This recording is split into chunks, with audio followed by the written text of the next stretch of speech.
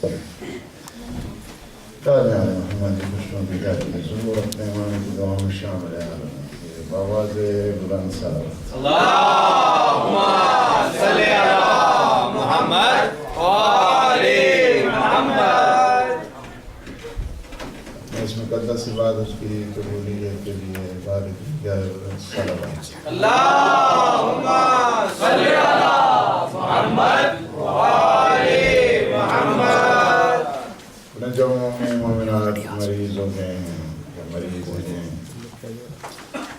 اور اپنے وہ مومنات جو مرحوم ہو گئے ہیں ان سب کی مغفرت کے لیے بآواز بلند صلوات. اللہم صلی علی محمد وآل محمد. عالم اسلام کی سربلندی عالم طاغوت کی نابودی کے لیے بآواز بلند صلوات.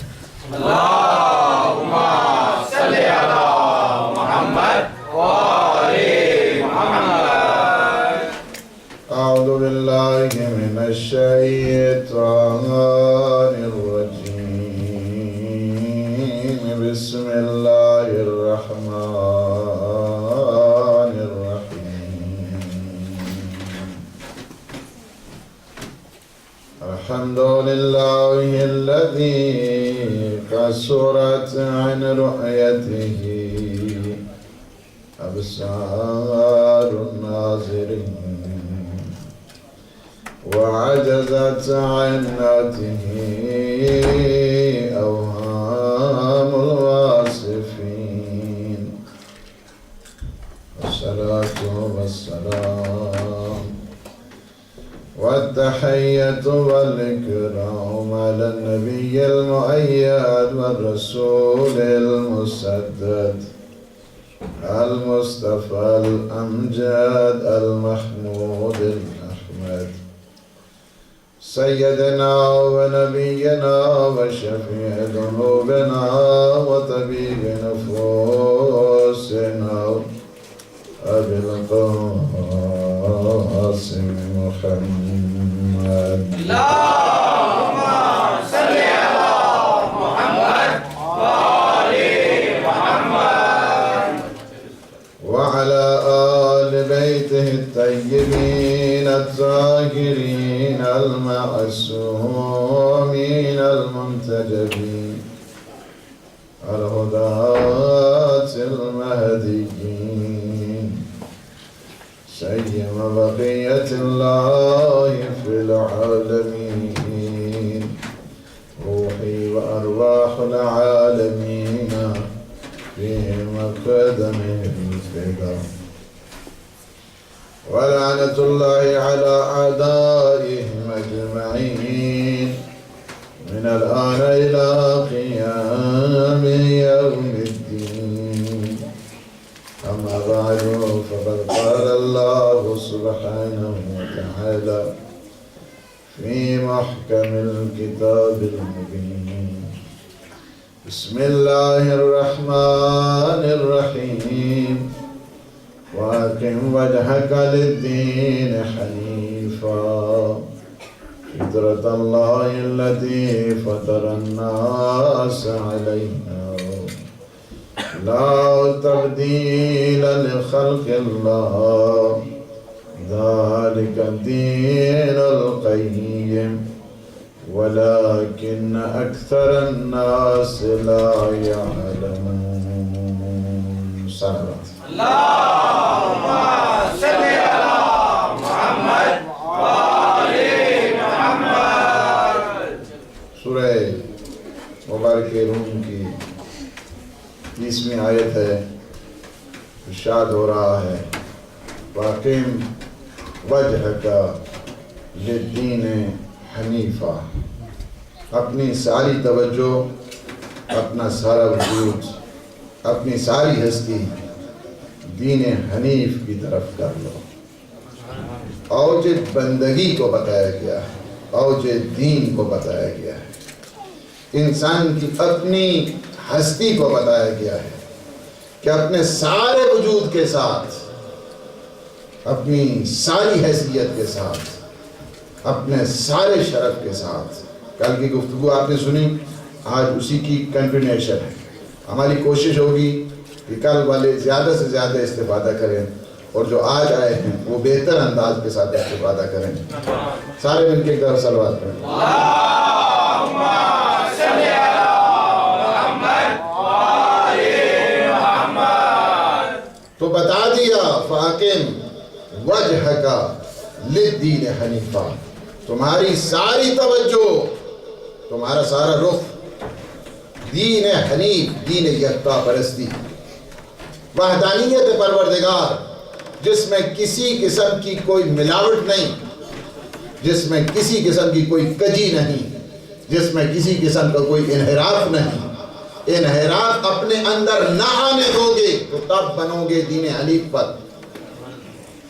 اس وجہ سے کہ پہلی جو رسپانسبلٹی آیت نے بتائی ہے اور پہلا جو فریضہ اس آیت نے بتایا ہے وہ یہ ہے کہ اپنی جو افکار ہیں اور اپنے نظریات ہیں اسے اس یکسوئی کے ساتھ لے کر آؤ کہ جس میں کسی قسم کا کوئی انحراف نہ ہونے پائے.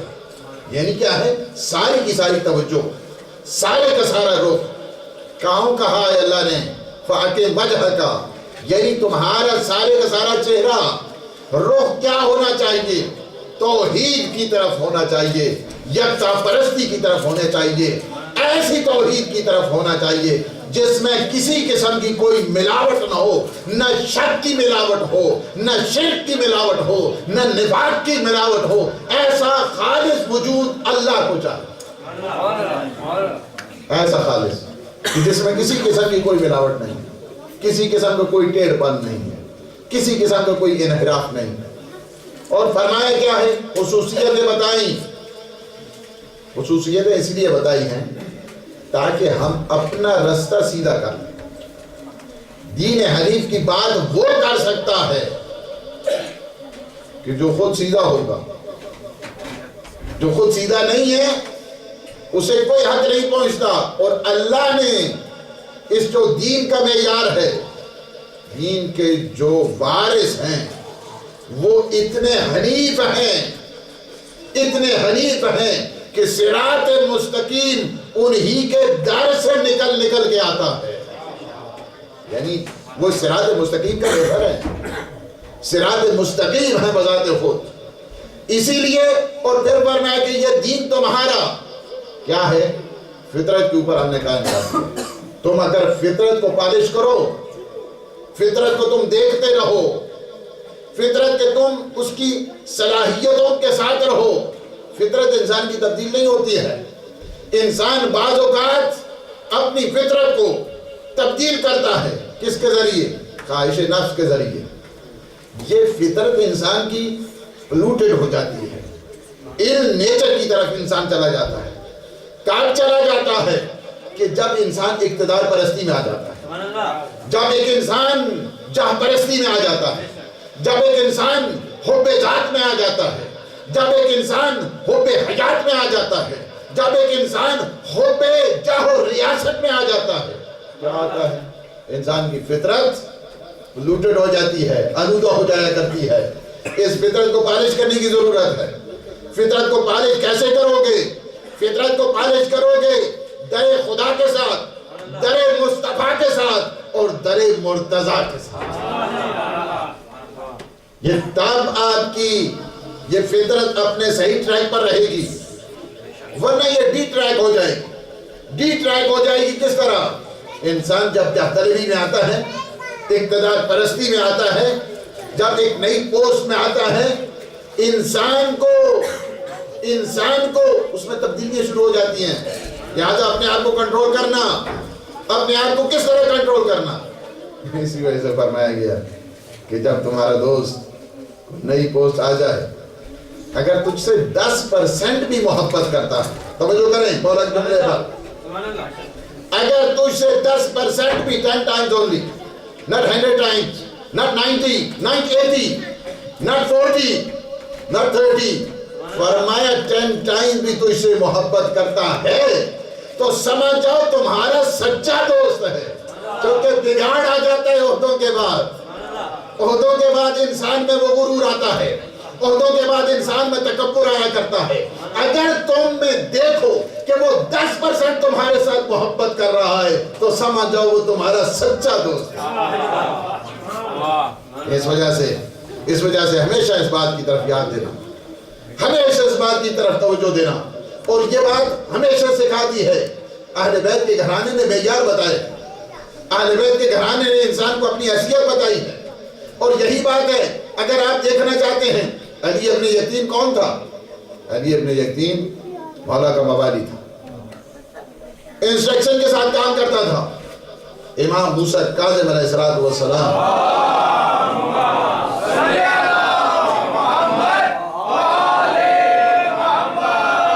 صفوان جمال کون ہے؟ یہ دوست ہے, دونوں دوست تھے, دوست نہیں تھی. منسٹر بن گیا. کون منسٹر بنا؟ علی ابن یقطین. اور دوست کون ہیں؟ صفوان جمال, یہ دوست ہیں. گئے وہاں پہ ان کے آفس میں گئے, کہا ریسپشنسٹ نے پوچھا ٹائم لیا ہے؟ کہا نہیں, گزر رہا تھا. میں نے کہا اپنے دوست سے ملاقات ہوتی چلے, اپنے دوست سے ملاقات ہوتی چلے. کہ وہ بزی ہیں. بتایا کیا؟ علی ابن یقطین کو تمہارا فلاں دوست آیا ہوا ہے, تمہارے ساتھ آیا ہوا ہے, ملنا چاہتا ہے. تھوڑا اگنور کیا. آنا چاہیے تھے ملنے کے لیے, اب تو منسٹر بن گیا ہے. صفوان جمال بہت خوش, ہمارا دوست منسٹر بن گیا. لیکن کیا ہو گیا؟ ادھر سے واپس سب. یہ کون ہے علی ابن یقطین؟ علی ابن یقطین جب آتے تھے مولا گھر سے باہر دروازے پر اس کا استقبال کیا کرتے تھے. استقبال کیا کرتے تھے. جب استفاع ملنے کے لیے تو کوئی خبر نہیں ہو رہی, کوئی خبر نہیں, کوئی استقبال نہیں. دروازہ نوک کیا, کہا کون؟ کہا میں علی ابن یقطین ہوں. کہا کیوں آئے ہو؟ کہا ملاقات کے لیے. فرمایا جو ہمارے شیعہ کا احترام نہیں کرتا ہم اسے زیارت نہیں کراتے. جو ہمارے شیعہ کا احترام نہیں کرتا, جو ہمارے شیعہ کی حرمت کا خیال نہیں کرتا, ہم اسے زیارت نہیں کراتے. کہا فرزند رسول مجھے کیا کرنا چاہیے؟ فرمایا جاؤ صفوان جمال کے پاس, اگر وہ راضی ہوگا میں راضی ہوں, اگر وہ راضی ہوگا میں راضی ہوں. ابھی دور ہے. یہ عاشقوں کی بات کر رہا ہوں میں, یہ میں موالیوں کی بات کر رہا ہوں, یہ میں محبوں کی بات کر رہا ہوں, یہ عشق آل محمد سے سرشار لوگوں کی بات کر رہا ہوں. فوراً گئے وہاں پہ, کافی دور ہیں. یہ نہیں کہا عجب ڈپٹی لگا دی مولا نے, نہیں, پوری توجہ یہ ہے کہ میرا مولا خوش ہونا چاہیے, میرا مولا مجھ سے خوش ہونا چاہیے. فوراً جاتے ہیں. صفوان جمال دروازہ نوک. کہا کون؟ میں علی ابن یقطین آیا ہوں. علی ابن یقطین ہمارے گھر ماشاءاللہ منسٹر آ گئے. ہاں جی ٹھیک کریں, بٹھائیں. کہا نہیں, بیٹھیں گے ضرور. ایک کام آپ نے کرنا ہے. آپ گئے تھے وہاں پہ ریسپشن اس کے پاس, میرے آفس گئے تھے, میں آپ سے ملاقات نہیں کر سکتا. سب سے پہلے تو میں معذرت چاہتا ہوں, سب سے پہلے میں معافی مانگتا ہوں. دوسرا یہ ہے کہ میرے مولا مجھ سے ناراض ہے. تم اس طرح کرو, اپنے پاؤں کو خاک پہ ملو, میرے رخساروں پہ لگاؤ, تاکہ میں یہ سند بن جائے کہ صفوان جمال مجھ سے راضی ہو گیا. یہ جرأت چاہیے, یہ ہمت چاہیے, یہ آگاہی چاہیے, یہ بصیرت چاہیے, یہ شناسائی چاہیے, یہ معرفت ایمان چاہیے. تب جا کر ایک انسان آتی ہے. اور آپ نے دیکھا, کہا نہیں آپ کیا کر رہے ہیں, یہ بات ہی میں آپ سے راضی ہوں, میرے تو دل میں کچھ بات ہی نہیں تھی. کہا نہیں, تیرے دل میں بات نہیں, میرے مولا کے دل میں بات ہے, میرے مولا کے دل میں بات ہے. اس طرح کرو, میں لیٹتا ہوں خاک پر, تم اس طرح کرو, اپنے پاؤں کو خاک پہ ملو, میرے نقصانوں پہ لگاؤ تاکہ میں مولا کو بتاؤں کہ یہ میں سند لے کر آیا ہوں کہ سفار جمال مجھ سے راضی ہو گیا.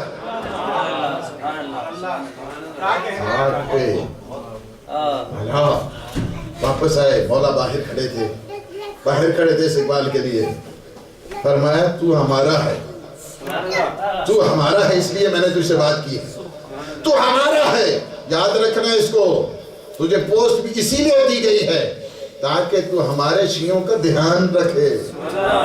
یہ پوسٹ اس لیے دی جاتی ہے تاکہ تم شیعوں کا دھیان رکھو, تاکہ ان کی حرمت کا خیال رکھو, تاکہ ان کی عزت و آبرو کو خاطر میں رکھو. اس لیے فرمایا اس کے بعد کچھ نہیں ہو, کچھ نہیں ہو. یہ منزل بتا دی ہے پوری کی پوری. جب انسان اپنی حب ذات کو ختم کرتا ہے فطرت میں شکوفائی پیدا ہوا کرتی ہے. فطرت انسان کی پالش ہوا کرتی ہے.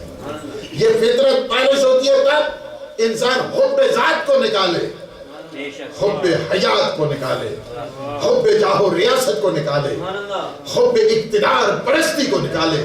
تب جا کر ایک انسان کی فطرت اپنے صحیح ٹریک پر چلتی ہے.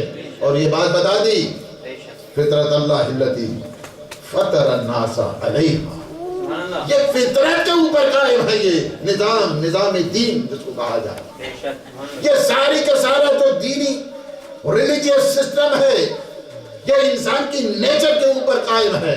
تبدیل نہیں ہوتی ہے, لا تبدیل لخلق اللہ. دنیا ادھر کی ادھر ہو جائے اس میں تبدیلی نہیں آتی ہے. زمین آسمان بن جائے, آسمان زمین بن جائے, کیا فطرت خدا میں تبدیلی آتی؟ فرمایا اس فطرت میں کوئی تبدیلی نہیں آنے والی ہے. ذالک الدین القیم, یہ تمہارا مضبوط دین ہے, مستحکم دین ہے. دین کیا ہوتا ہے؟ قائم. اور دین قائم ہے, ہمیشہ رہنے والا. یعنی کیا ہے کہ دین قیم ہے, طاقت ہے دین کے اندر, استحکام ہے دین کے اندر, مستحکم ہے دین تمہارا. کمزور کسی اور کا دین ہو سکتا ہے. دین محمدی پائیدار ہے اور دین سفیانی ناپائیدار ہے. دین مرتضوی قائم ہے اور دین ابو جہلی اس وقت قائم نہیں ہے. یہ بات بتانے کے لیے اگر تم دین پہ چلو گے تو ہمیشہ مستوار رہو گے. اگر تم نے اپنی طاقت کا حساب لگانا ہے تو دین کے سائے میں لگے گا, تمہیں پیسوں سے نہیں ملے گی. تم کہو گے میں پیسے بہت زیادہ میرے پاس ہوں گے اس کے بعد میں مستحکم ہو جاؤں گا. نہیں, آپ کا استحکام میں بات کر رہا ہوں, پتہ نہیں پہنچتی ہے یا نہیں پہنچتی. نہ پیسوں سے آپ کا استحکام ہے, نہ اقتدار سے آپ کا استحکام ہے, نہ ہائی ٹیک سے آپ کا استحکام ہے. استحکام ہے قائم, تو قائم کے صدقے میں قائم ہے.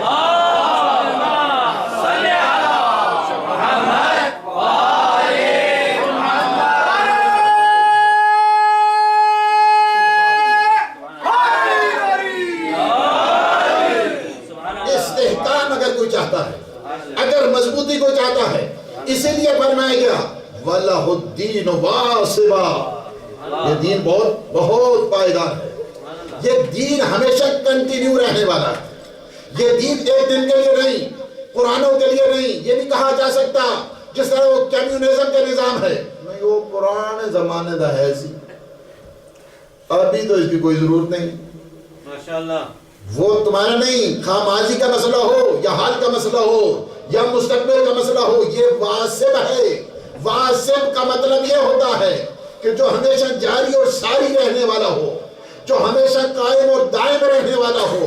جب دین قائم رہے گا تو وارث دین کیسے غائب رہے گا؟ اللہم صلی علی محمد وآلِ محمد. اس وجہ سے سوچنے کی ضرورت ہے. دین تمہارا مستقل ہے تو جو دین کا وارث ہے وہ ٹمپریری ہوگا. دین کا جو وارث ہے, اس وجہ سے کہ وارث دین پہلے ہے, دین بعد میں ہے.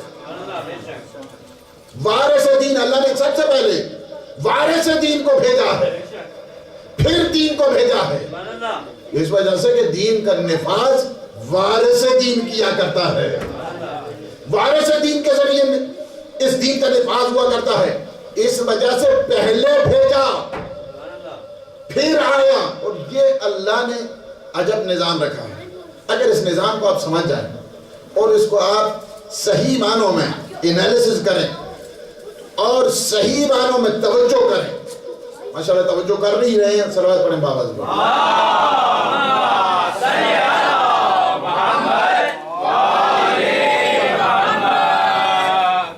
یہ جو دین ہے, دین کو ایسا نہیں ہے کہ کوئی انجیکشن لگا دے, ماشاءاللہ ڈاکٹر ہیں تو یہ دین آ جائے گا.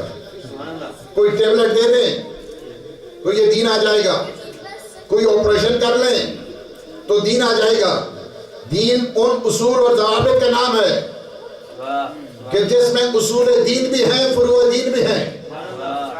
ان دونوں پہ عمل کرنے کا نام دین ہے.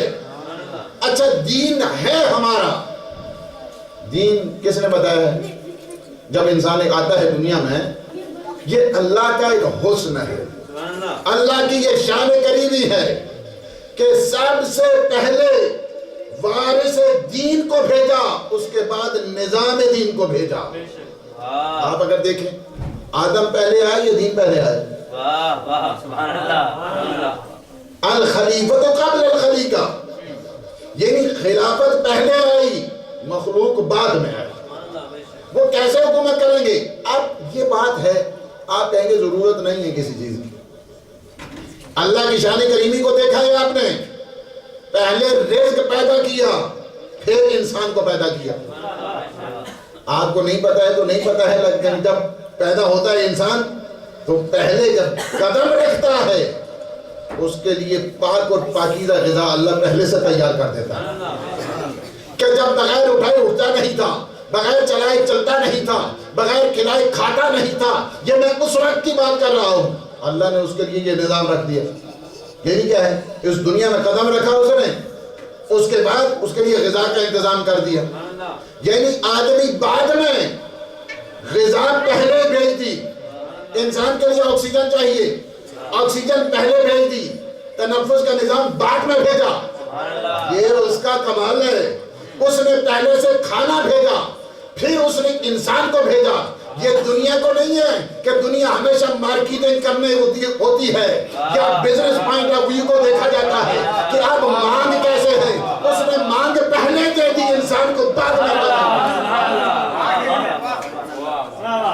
الٹا نظام چل رہا ہے, پورا الٹا نظام چل رہا ہے. تمہاری احتیاط کو پہلے پورا کر دیا, اس کے بعد اس نے احتیاط کو خلق کیا. احتیاط بعد میں, اور احتیاط کو پورا کرنے والی طاقت پہلے ہے. سب سے اسی طرح اس کی ہر نعمت کو چلے جائیں, ہر نعمت کو چلے جائیں. سب سے بڑی نعمت اس کائنات کی, اس کائنات کی سب سے بڑی نعمت کا نام ہے ولایت. سب سے بڑی اس کائنات کی نعمت کا نام ہے ولایت. ولی کو پہلے بھیجا, مریدوں کو بعد میں.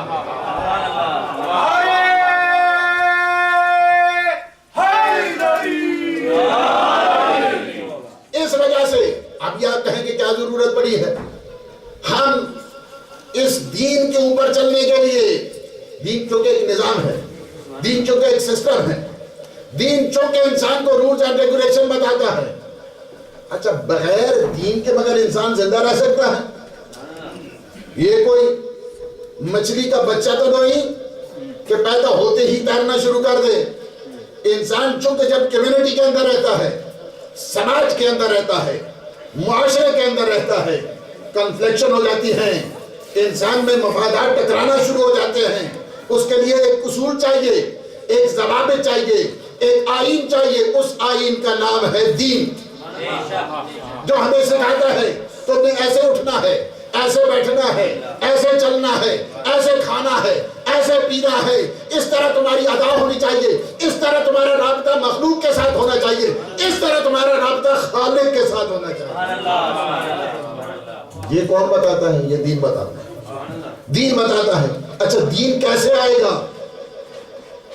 دین کو ہم کیسے حاصل کریں گے؟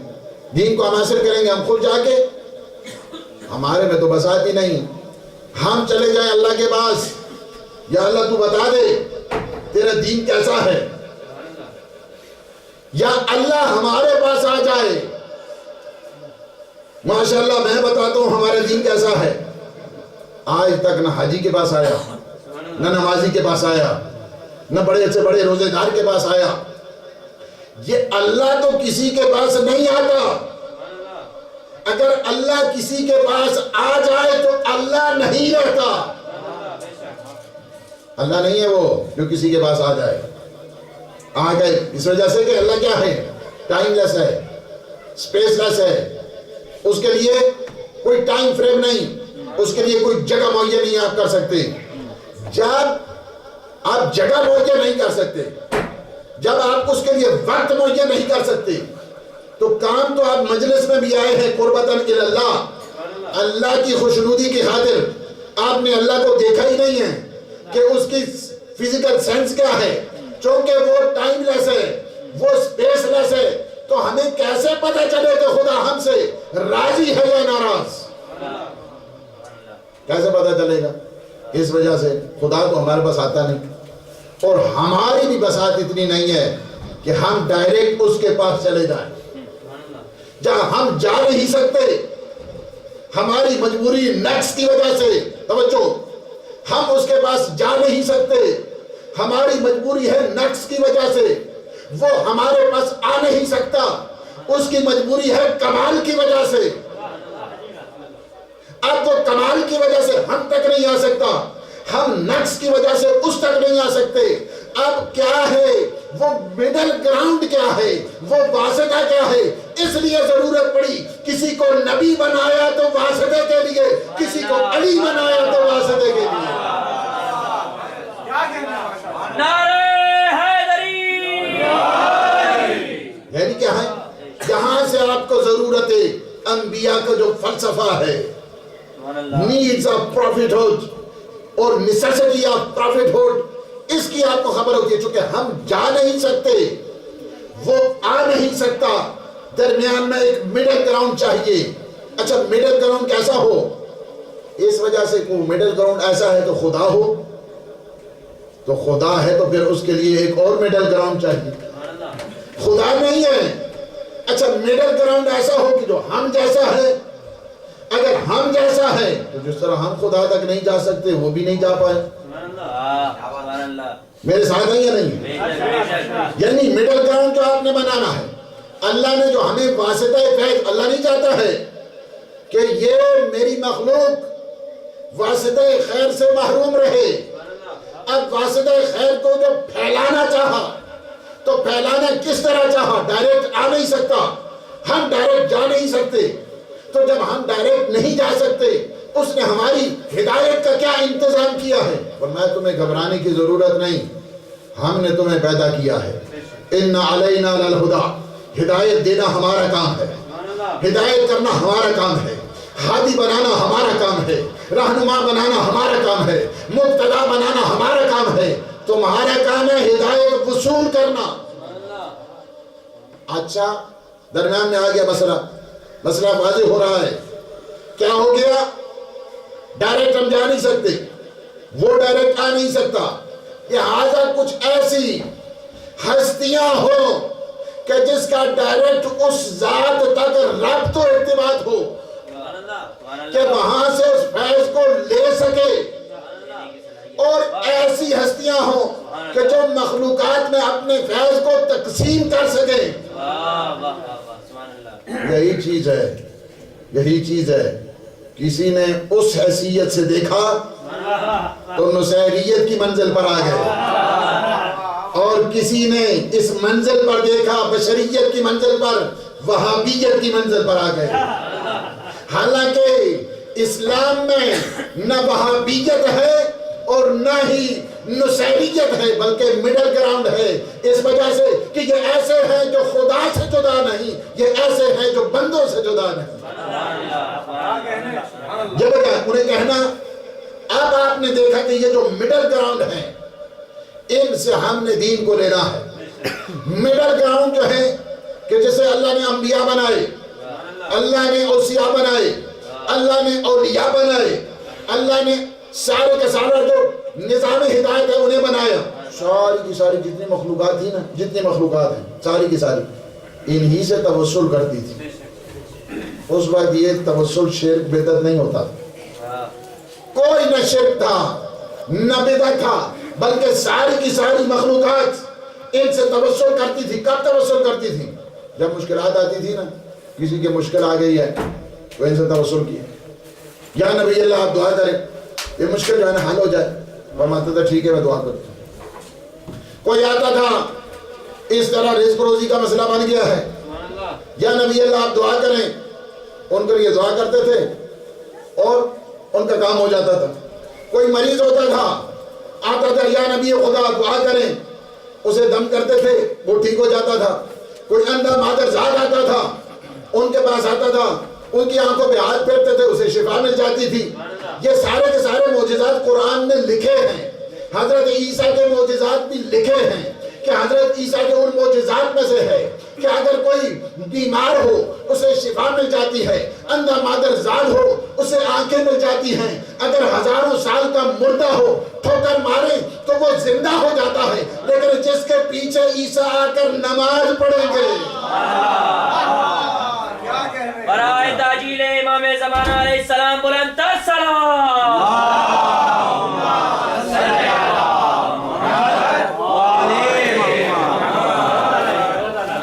آپ نے دیکھا کہ یہ سارے کے سارے سورسز، سارے کے سارے ریسورسز اللہ سبحانہ و تعالی نے اپنے نمائندے کے لیے، اپنی حجت کے لیے، اپنے ولی کے لیے یہ سارے کے سارے قرار دیے ہیں.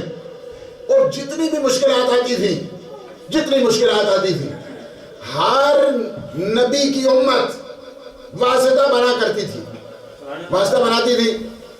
ہر نبی کا، ہر ولی کا، ہر وصی کا کہ آپ یہ مشکل حل کریں. اور جب واسطہ بنایا کرتی تھی، نبی دعا کرتا تھا. ہر نبی کی امت جب مشکل میں پڑتی تھی تو واسطہ نبی کا دیتی تھی. آدم کی امت مشکل میں پڑی، واسطہ آدم کا دیا. نوح کی امت مشکل میں پڑی تو واسطہ نوح کا دیا.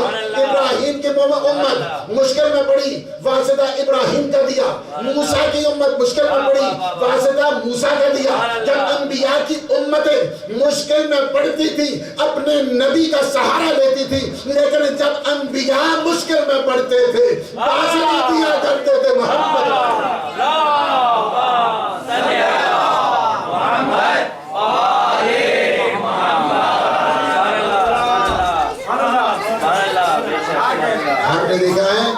آپ نے دیکھا ہے کہ سارے ہر ایک کے مشکل کشا، ہر ایک کی مشکل کو ختم کرنے والے. اس وجہ سے جب آپ نے دیکھا ہر ایک کی مشکل، اور آپ نے دیکھا ہر ایک بہت بڑے مشکل کشا کا واقعہ، بہت بڑے مشکل کشا کا دن بھی ہے. لوگ آتے تھے مولا کیا کرتے تھے دعاؤں کے ذریعے. ایک آپ نے دعا سنی، یا موضع کل شکوہ یا سامع کل نجوہ، یعنی کیا ہے؟ ہر فریاد کا مکان قرار دیا. کوئی سرگوشی کرتا ہے اسے وہ سنتا ہے. دنیا کے سامنے انسان کہہ سکتا ہے، چھپا سکتا ہے، اللہ کے سامنے کوئی چیز چھپ نہیں سکتی. بے شک بے شک بے شک. لہذا اسی کو سامنے رکھتے ہوئے انسان کام کرے. کسی بچے ایک شخص آیا مولا کے پاس آ کر پوچھتا ہے، فرزند رسول بڑا گناہگار ہوں، انا عاصم، میں گناہگار ہوں، آپ مجھے کچھ دوا دیجئے، مشکل کشائی کیجئے، مشکل کشا کے بیٹے. فرمایا میں تمہیں ایک کام کہتا ہوں، تم اس طرح کرو، اگر تو تم کام کر لو نا تو پھر جتنے مرضی ہے گناہ کرتے جاؤ، جتنے مرضی ہے تم گناہ کرتے جاؤ، بس ایک کام تم نے کرنا ہے. ہاں ٹھیک ہے بتائیے. یہ تو پھر موج ہو گئی ہے، ایک کام کرنا ہے، اس کے بعد جتنے مرضی ہے گناہ کرے. فرمایا لا تاکل رزق اللہ، اللہ کا رزق نہ کھاؤ. فضل معاشت، جتنے مرضی ہے تم گناہ کرتے چلو. ایک کام کرو، تم اللہ کا رزق نہ کھاؤ، اور جتنے مرضی ہے تم گناہ کرو. یہ کیسے ہو سکتا ہے؟ اللہ کا رزق نہ کھایا جائے. اللہ کا رزق فقط کھانے پینے کی حد تک ہے. یہ آپ دیکھ رہے ہیں یہ بھی رزق خدا ہے. یہ آپ سن رہے ہیں یہ بھی رزق خدا ہے. یہ آپ گھر سے آئے ہیں یہ بھی رزق خدا ہے. یہ آپ کو نعمت بلا ملی ہے یہ بھی رزق خدا ہے. لا تاکل رزق اللہ کا رزق نہ کھاؤ. اللہ نے نبوت کو بھی رزق کہا ہے. اللہ نے علم کو بھی رزق کہا ہے. اللہ نے نعمت ولایت یہ بھی رزق پروردگار ہے. کتنی ہے؟ فرمایا لا تاکل رزق اللہ کا رزق نہ کھاؤ اور جتنا مرضی گناہ کرو. کہا مولا یہ تو نہیں ہو سکتا. فرمایا ایک اور طریقہ تمہیں بتاتا ہوں. ایک اور طریقہ یہ ہے کہ تم اس طرح کرو اللہ کی گورنمنٹ سے نکل جاؤ. اللہ کی حکومت سے نکل جاؤ اور ایسی جگہ چلے جاؤ کہ جہاں پہ اللہ کی گورنمنٹ نہیں ہے وہاں پہ جا کر تم گناہ کرو. کہا کہ مولا یہ کیسے ہو سکتا ہے؟ للہ المشرق والمغرب. مشرق اور مغرب میں ساری حکومتیں اسی کی ہیں. زمین اور آسمان میں حکومتیں اسی کی ہیں. یہ کیسے ہو سکتا ہے کہ اللہ کی گورنمنٹ سے نکلا جائے اور وہاں جا کر انسان گناہ کرے؟ کہا یہ تو نہیں ہو سکتا ہے. فرمایا چلے ایک اور طریقہ بتاتے ہیں. ایک اور طریقہ بتاتے ہیں. وہ اس طرح کرو تم کہ کوئی ایسی ہڈن پلیس تلاش کرو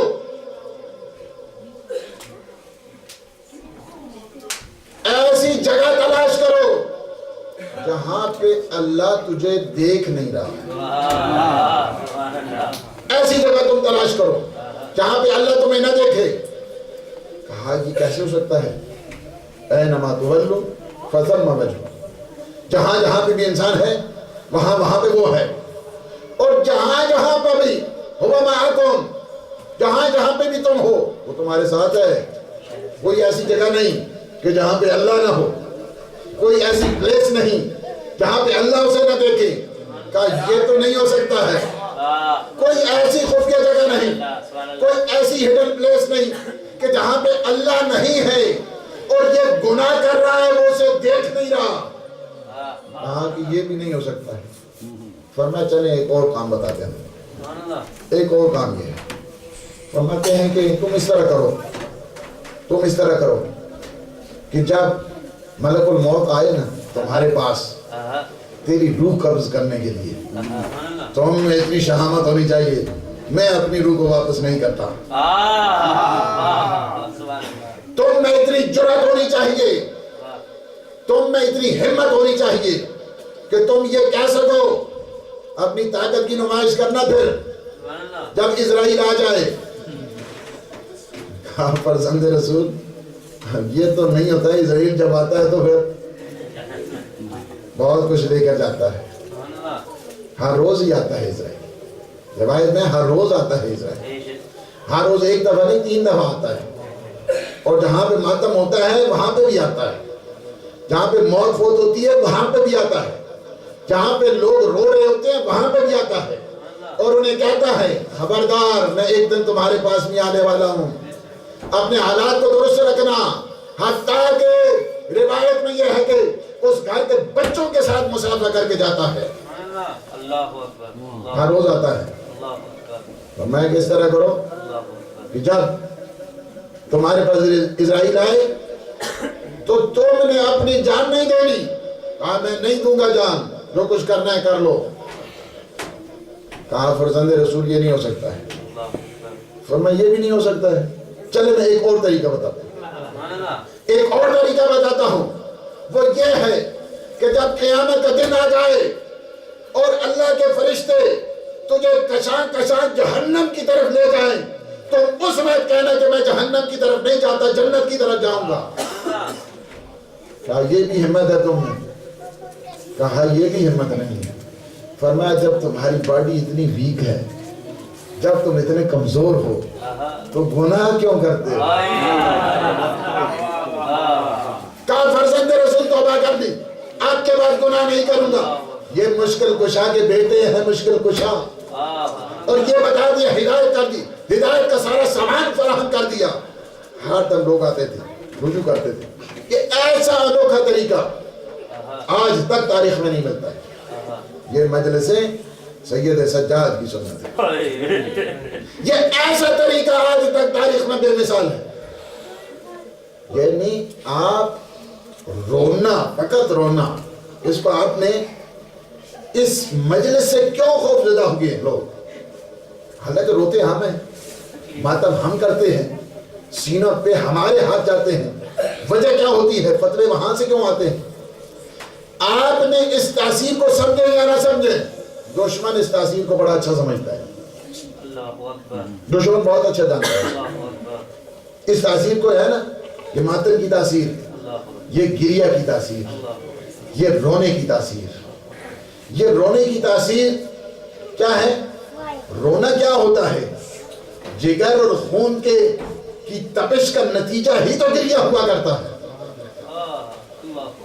مزاج میں جو تبدیلی آتی ہے، ایک انقلاب پیدا ہوتا ہے. رونا ایسے تھوڑا آ جاتا ہے. رونے کے لیے بھی تو انسان کو ماحول بنانا پڑتا ہے.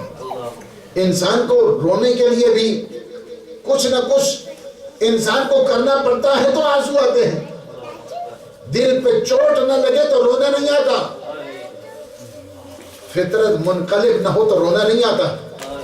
اور یہ رونے کے اوپر اتنی روایات کہ من بکا او ابکا او تبا کا وجب اللہ الجنہ، جو میرے حسین پہ روئے گا، جو میرے حسین پہ رلائے گا، جو میرے حسین پہ رونے کی شکل بنائے گا، اس پر اللہ نے جنت کو واجب قرار دیا. دیکھا روایات کتنی. فرمائے کیا کہ نفس المحبوب میں لظلمنا تسبیحون، ہمارے غم کا ذکر کر دینا اور ہمارے غم کی یاد میں رہنا، ہمارے غم کی یاد میں ایک ایک نفس گزارنا. ایوری بریتھ، ہر ایک جو سانس ہے. فرمایا تسبیحون، یہ کیا ہے؟ تسبیح پروردگار ہے، گلوریفیکیشن آف گاڈ. یہ کیا بن جاتی ہے؟ تسبیح پروردگار. آپ آل محمد کے ظلم پہ رو رہے ہیں. یہ رونا کیا ہے؟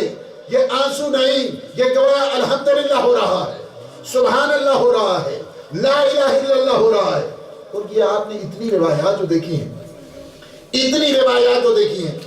امام سجاد آپ نے دیکھا کہ جن کا جو سلسلہ ہے، آپ اگر دیکھیں مولا کی اس زندگی کے احوال کو دیکھیں، 38 میں ولادت ہوتی ہے، 40 میں 2 سال سرپرستی امیر المومنین میں ہے، 40 سے 50 سرپرستی امام حسن مجتبی میں ہے، 50 سے 60 سرپرستی امام حسین میں ہے.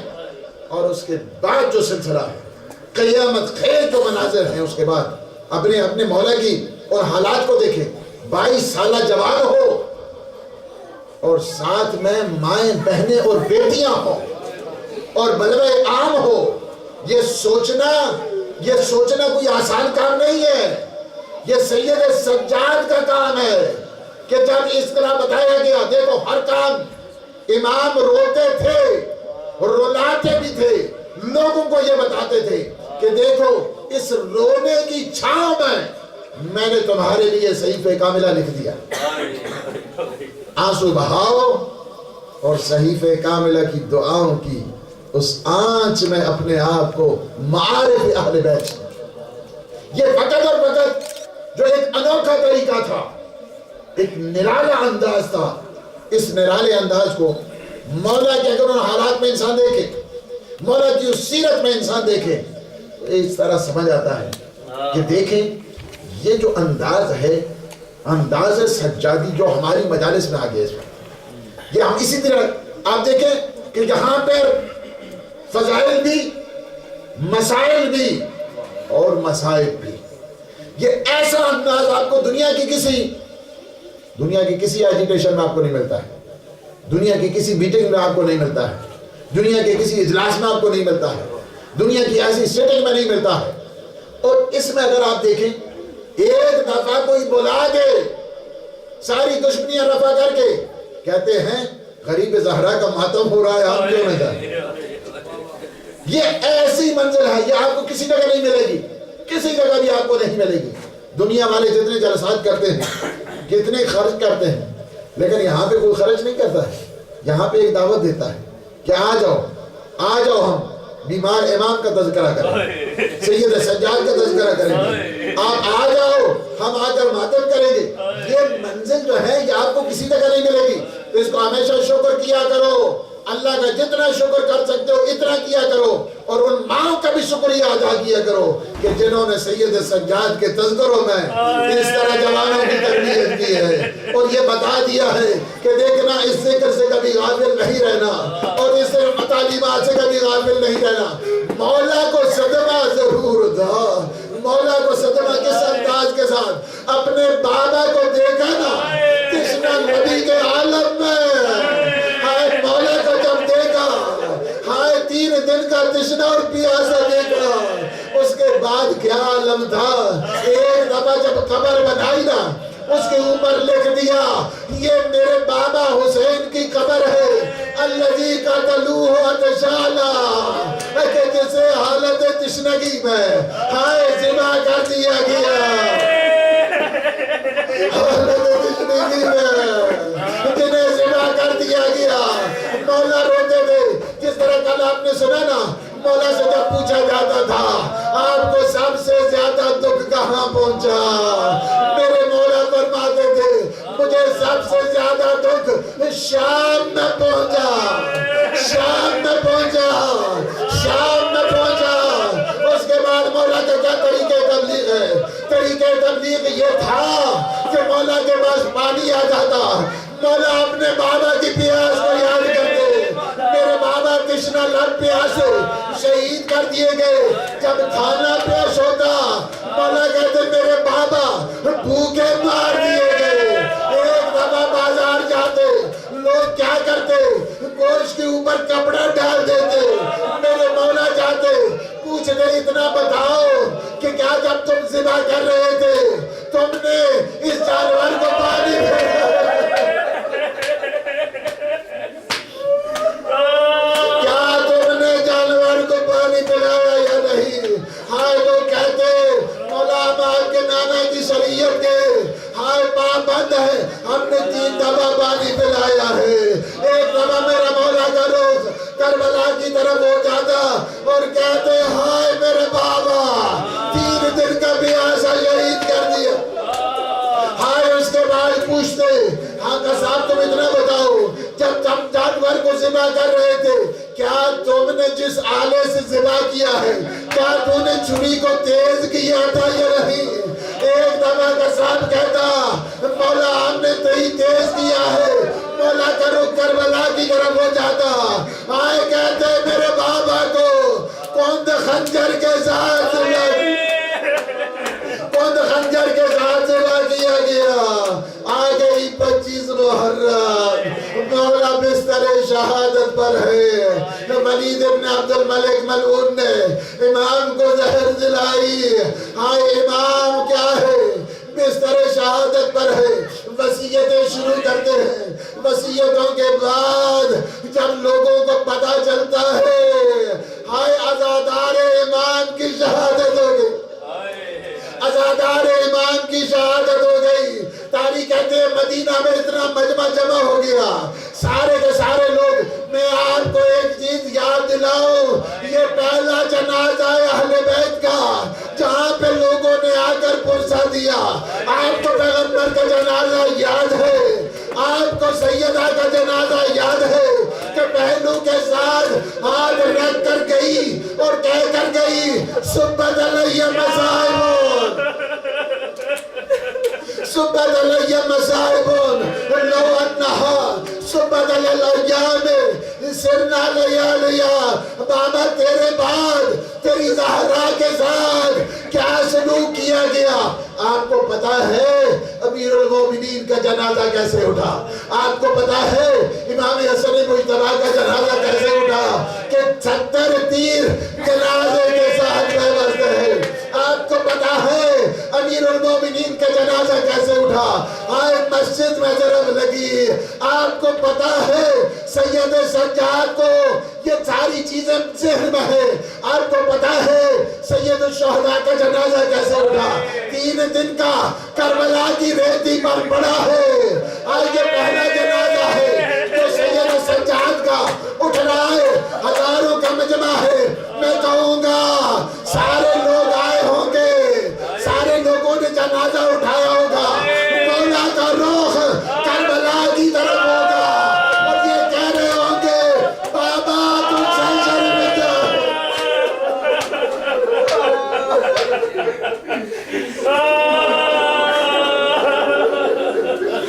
ہائے سجاد, ہائے سجاد, ہائے سجاد, ہائے سجاد, ہائے سجاد, سجاد ہو میں سارے بابا کو میری نسایا ہو میں سارے بابا کو